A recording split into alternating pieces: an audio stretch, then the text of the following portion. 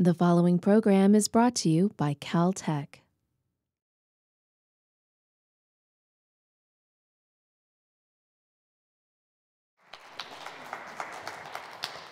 The day was so warm, we didn't even know how cold it could get. It was end of October, kind of crisp fall day in Pasadena, about 75 out. You know how those crisp fall days are here. And I figured it'd be a great day for a hike. So I got 5 of my similarly misinformed first-year friends to gather together with me and go off on a hike. Now, I'm from Pennsylvania, and when it's the weather in Pennsylvania, if it's hot outside, it's hot everywhere. It's cold outside, it's cold everywhere. So naturally, I figured this was a universal law and would extend to Pasadena. It's hot outside in Pasadena, of course it'll be hot at 10,000 feet. Oh, how wrong I could be. We all got into the car, cruising down the highway, windows down, sunroof down, music blasting. It was like the beginning of a horror movie. When you see all the teens having their good time, and you know they're all going to be dead by the end. We got off the highway, driving up into the mountains, up, up, up, until snow. First a little bit, and then a lot more. It was beautiful snow, white, glistening, untouched. I hadn't seen snow in California. In fact, I hadn't seen it in a while. I thought, today is going to be a great day. We drove up, parked at the head of the trail. The only issue was we couldn't actually see the trail because we were in a thick fog. Now, most sane individuals probably at this point would say, oh, I was planning on going on a summer hike. Now it's snowy and foggy. I should go home. Not our group. We were there for the hike, and we were going to keep going. Unfortunately, we were severely unprepared for this hike. How I'm dressed now is basically how we were all dressed. Sneakers, little tread on the bottom, shorts, t-shirts. I did bring a sweatshirt, though, because I didn't want to get cold, just in case. So we started off, and we had one scribbled down map between the 6 of us and 2 headlamps, just in case it got dark. But of course, we weren't going to get home after dark. We started off down the trail. It was like kids in a candy shop, playing in the fog, dancing around, enjoying every moment of it. But after a few miles, morale waned a little.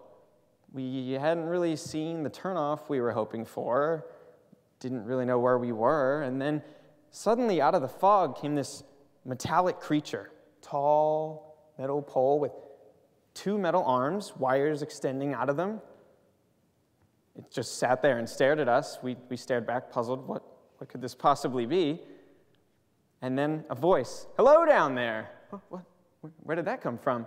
And over our head, we saw a cable car, a ski lift chair with a young couple on it. Oh, we're near a ski lift. Wait a second, we're not supposed to be anywhere near a ski lift. So what did we do? We took the scribbled map out of our pocket and looked at it. Oh yeah, there's a ski lift on here. It's about a mile off the path, huh? And put it back away. Now again, the sane individual would probably say, okay, I'm severely underdressed, and I'm a mile off of where I'm supposed to be. I should just go home to my family and live to see another day. Not us. We wanted to keep going. So naturally, we thought, oh, we can just extend the hike a couple extra miles, stop at the ski lodge for some hot cocoa. It's going to be great. And that's what we did. The ski lodge was invigorating, the warmth inside. We refueled, we rested, we were ready for the next leg of our journey.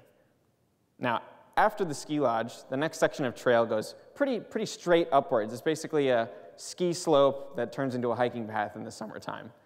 And we decided to go up it. And this was where 2 of our crew decided, okay, they'd had enough. I guess sanity had gotten to them somewhere up there, and they were going to turn around. We gave them one of our headlamps, just in case they needed it on the way back down, and bid them farewell. That left us with 4 of us continuing up. And as we continued up that hill, when we reached the top, we were greeted with one of the best sights. The clouds cleared away, and it was crystal blue sky. I mean, perfectly clear. Around, just a sea of white, puffy clouds, 360 degrees around. It didn't matter what was underneath them. City, mountain, desert, you couldn't tell. You were alone, up in nature. Oh, this was what the hike was all about. The next section extended across a ridgeline. It was kind of icy. There were some cliffs on the sides, but there's enough grip on these babies. I think we'll be okay. We only passed one other group of hikers.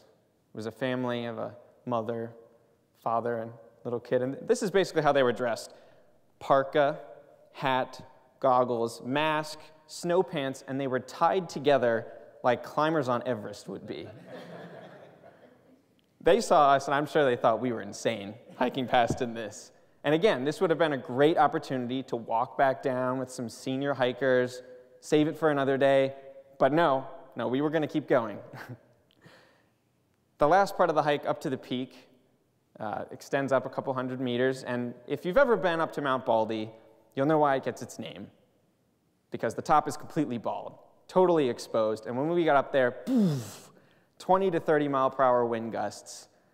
But we had also timed it just right to catch the sunset exactly when we got up there. It was like being in Candyland, the vanilla ice cream all around you with the clouds, and in the west, someone had poured caramel and strawberry syrup down. It was a delicious sight. And I'm a photographer, so I thought, I have to preserve this. And I told my friends, okay, the four of you go over there. I'm going to set up the tripod here. Just got to go through my checklist real quick, setting it up, doing all this stuff. And as I looked over, two of the female companions that were with me, they looked like they were aging. Suddenly 60 years old, bright white hair. I realized it was because their hair had become completely encased in ice. That's how cold it was up there. My friends obviously weren't very thrilled with this, and they let out a string of expletives I'm not going to repeat here. But needless to say, I did get my picture, and we started on our way back down. The last gasp of red light bidding us fond farewell on our trip down, and that's when the realization came across me. We're only halfway done this hike. We have to go all the way back down now in the dark. So we started down, our one little headlamp between the four of us, chugging along, waning in battery, but somehow managing to keep its beam just enough, our beacon of hope. We headed down into the fog where you could only see a cliff if you had already walked off of it. We were walking through. Are we lost? No, we're not lost. But our walk turned into a jog. What about mountain lions or snakes or bears? Our jog turned into a run. We started slipping, panicking, falling, anything down through the fog. The fog raced past like ghosts, visions of shadowy mountain lions and bears. I thought my heart was going to burst out of my chest, whether from fright or exhaustion, I didn't know. We were running as fast as we could until the end, and all of a sudden it cleared. And there it was in front of us, the metallic knight in shining armor, a car that was our savior. And I have to say, beating the odds of the horror story, we all made it. And now we're ready for the sequel. Thank you.